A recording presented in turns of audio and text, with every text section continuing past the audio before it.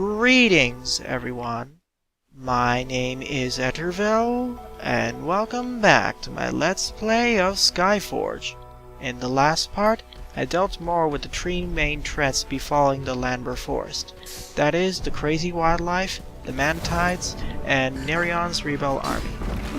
So now I'm continuing on by eradicating all these sick and contagious Gauls, who seem to have got their sickness from a mysterious force, which apparently is the Mantides. Now, there will be another threat that we'll be facing very soon. It's a minor threat compared to the other three, but it is a threat nonetheless. And that is the thing I was alluding to earlier. That is the Marauders, aka bandits who are poachers basically, and poaching the wildlife. Well, the non-dangerous wildlife, that is. After all, we're killing all these antelopes and other creatures, wolves, and rhinos and other sorts of variants on Earth creatures all over the place, mainly going crazy or infected or what else. So yeah, interesting there. The sick and contagious Gauls are not as annoying as some of the other creatures been facing, where it could stun you, but they could, from what I've seen, they can potentially stun you, though those claims are unverified, so take them with several grains of salt. But in general, when you're facing off against most wildlife in these open area worlds, they're basically trash and nothing really memorable. The only real memorable open world wildlife was the ones that could stun you, as shown at the end of that last part. But other than that, most are easily dispatched with, and the only differences are the roles, how tough they are, and whether they like to bunch up a lot more. Thankfully though, in this region, there are no Reapers of Death. The only threats we have are the insects, the wildlife, and Nerion's army. Absolutely no Verds or Reapers of Death to worry about here. That's a nice change, though we will be seeing them very soon, as well as in the next open world area, of course. After all, this entire region, the Lanber region, is suffering from the Nerions of allying with the Mantides, as we'll see later on, or now, of course, and all sorts of other crazy things happening. But the main source of all these problems is from Nerion's betrayal, and the Mantides appearing from those catacombs, which they invaded Kyrus, as shown in the previous part, and other things. And as you may have noticed in the Kyrus part, some of the civilians that we rescued cursed Nerion's name for betraying them and working with the Mantides. We'll be learning more about Nerion's betrayal in the parts to come. Anyways, here are the smugglers. As I said, they're basically poaching the cute animals here, so we need to eliminate them. There are smuggler shooters, which are attack roles, smuggler archers, which are weaker versions of them and are trash mobs, and smuggler scouts, which act as support. Either way, just eliminate them and open up their cages, and you should be fine. As I've said in the past, feel no shame for skipping past several of these parts. I'm not editing most of this and walking around, mainly because I want to show you how a normal player would, or most normal players would go through these segments. Well, I'm not necessarily that normal, as I kind of boosted at the beginning, so taking care of these enemies is a little bit simpler than it would be if I didn't boost past it.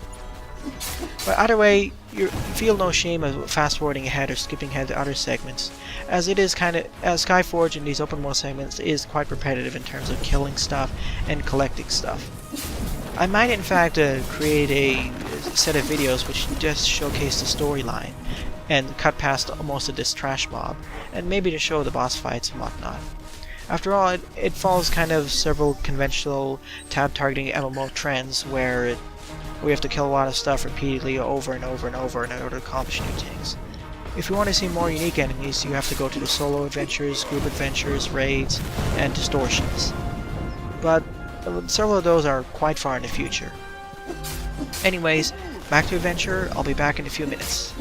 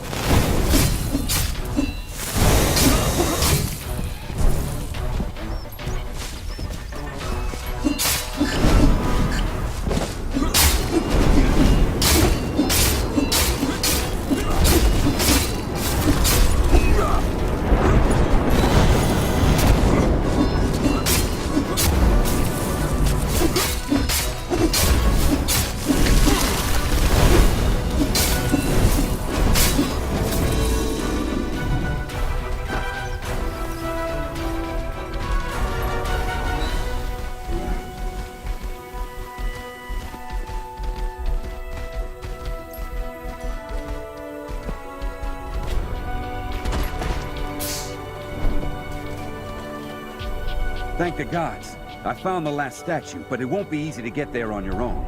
Nerion's troops are all over the place. Try to destroy it. It will shatter the Nerion army's morale.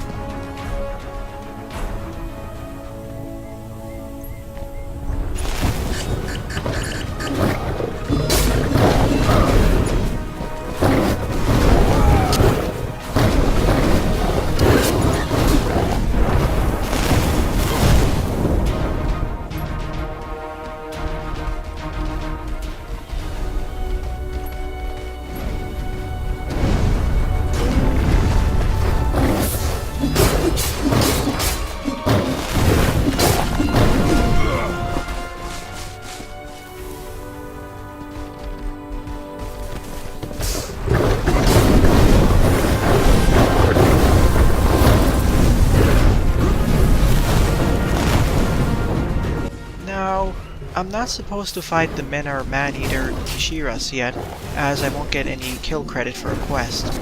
I'm supposed to do that at the end of the Unexpected Problems questline, as part of the leader quest. So right now this is not really useful, and the only thing I get here is credits and whatever chest. Though I get a lot of help from my allies, specifically a lot of light minders, so that's pretty nice. But like I said, no credit at all for doing this.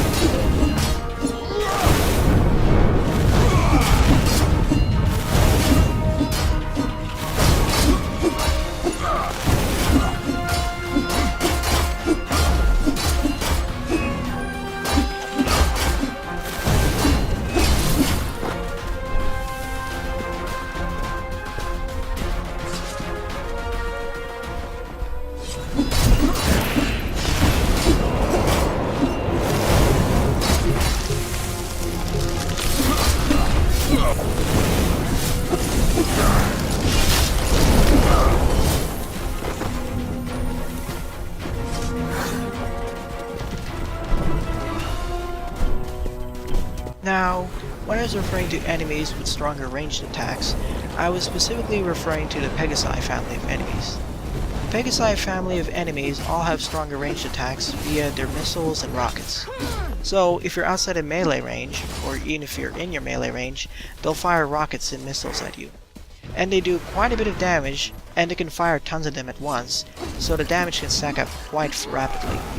And if you're not playing as a tank class, specifically as a mage, like as shown here with the missile barrage, the damage can add up quite fast. For most enemies that you fought previously, the ranged attacks were rather pitiful, so you could easily tank them even as a mage. But now, with these Pegasi's missiles and rockets, even if you're far away from most of the enemy's melee attacks, which are quite dangerous as a Cryomancer or other mage type characters, even if you stand far away, their rockets can do quite a number on you. So yeah, it's quite risky to play as a mage in starting from the Lanber Forest. It's better to get a tank as an assister so you don't die in the process, of course. Now here's a demonstration of where else you can fall off the world. And yeah, mortals can't swim, as I've repeatedly alluded to in the previous one. In the previous area, the Isola Digs, I showed that I could jump off the world and perish. But as I'll show soon enough, immortals can't swim. But before that, time to take care of more of these guards.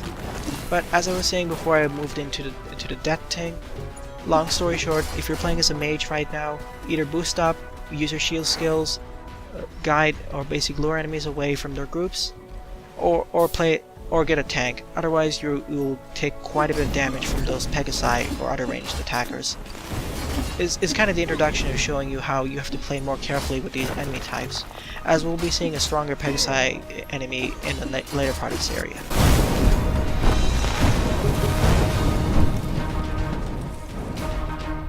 Anyways, I'll be showing how if you jump with the mount into this pool, there we go, we drown instantaneously. Without a 30-second rule, we're down. So yeah, mortals can't swim at all for some reason. Anyways, back to the action, and dealing with more of these wingers.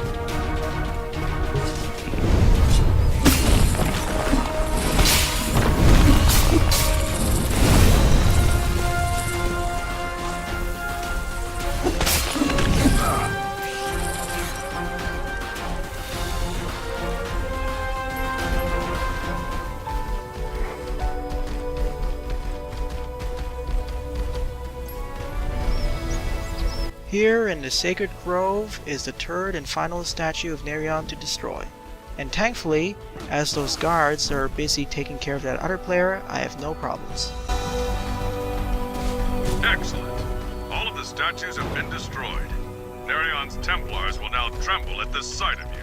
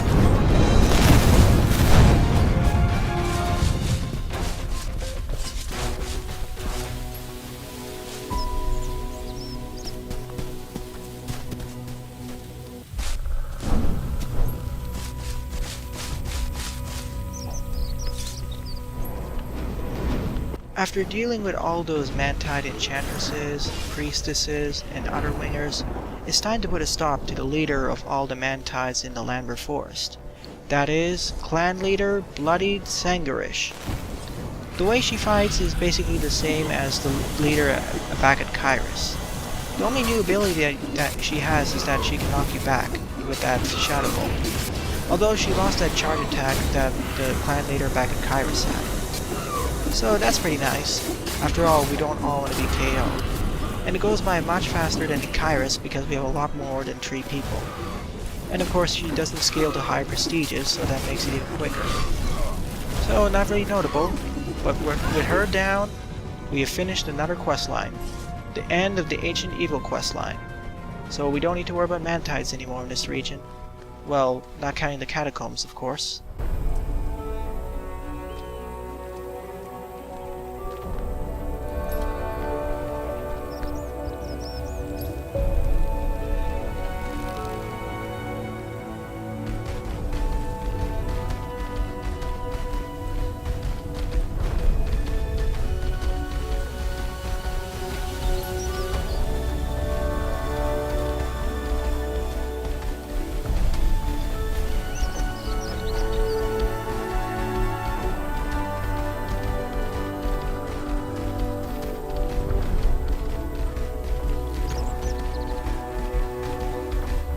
Over here, we need to eliminate the evolved form of the Pegasi Eradicators.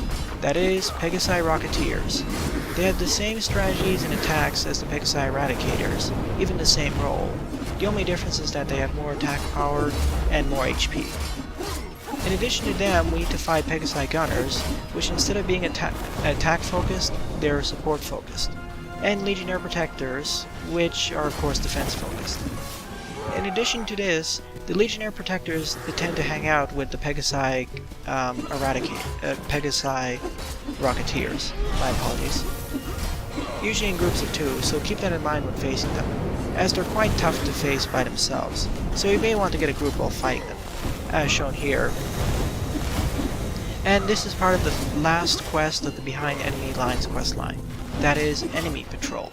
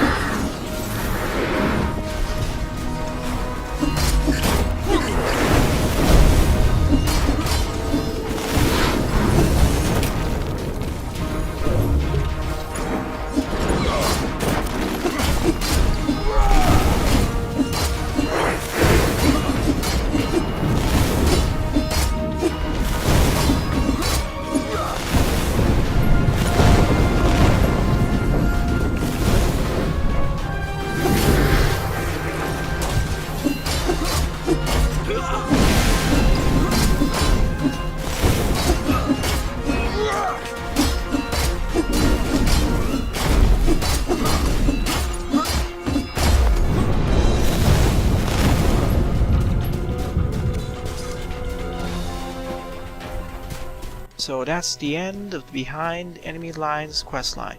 Only 2 more questlines remaining, and we are nearing Nerion's Rebel Army's base camp.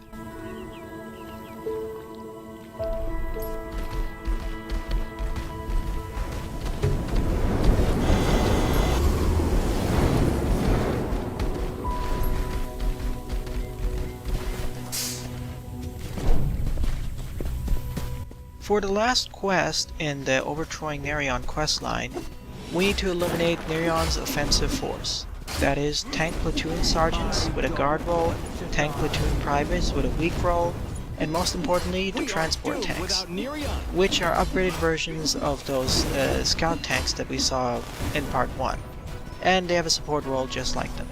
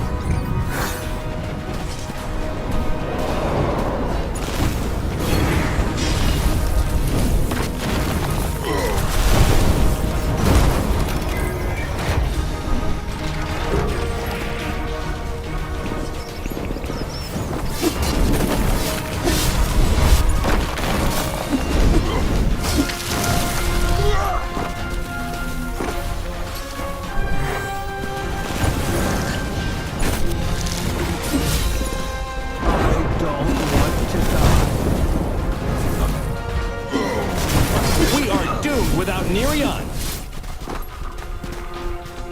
Alas, I have finished the Overthrowing Nerion questline. Now technically I completed the questlines in the wrong order, as if I already have finished the Unexpected Problems questline, I would have been able to face the final boss of this region right at the base camp and not have to backtrack all across the Lanber Forest. But unfortunately I did it in the wrong order, so now I have to refight all these bosses. Starting with the leader questline, or the leader quest of the Unexpected Problems questline, first I need to defeat the Lycan pack leader Raghar, and now the Menar Maneater proper. I've fought Kishrus before, but as I said, it didn't count because I didn't have the correct quest. But just like before, they go down without much of a problem, especially with a lot of allies help and having 2 paladins, 1 berserker, and a cryomancer here. He had no chance.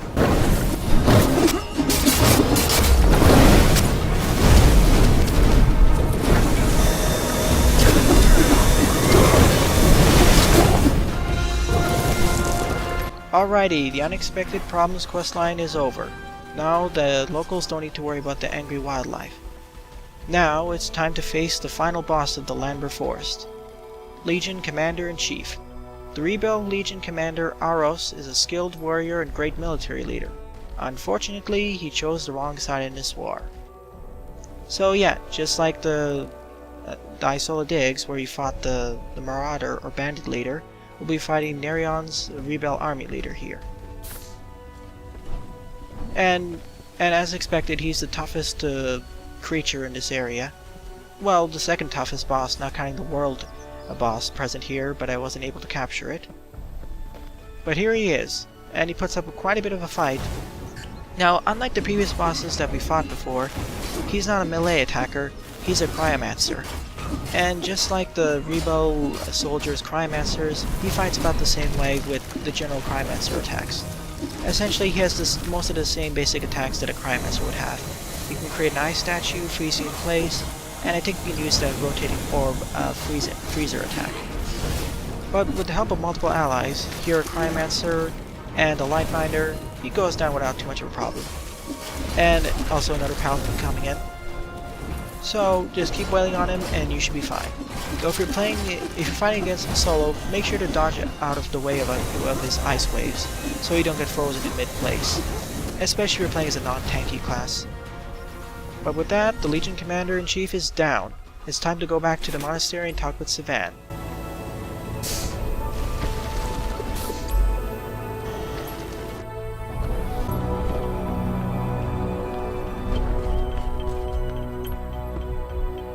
You've done a lot for the people of this land.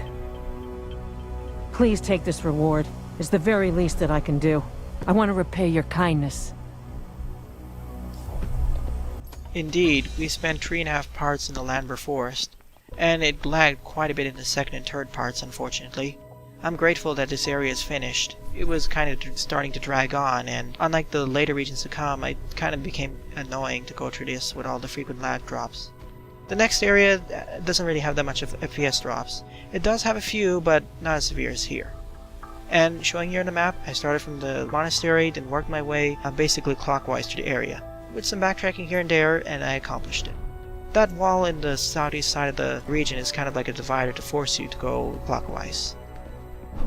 But with that, in the next part, I'll be exploring the Lanber catacombs to find the hermit. Thanks for watching, and have a nice day. Doodles!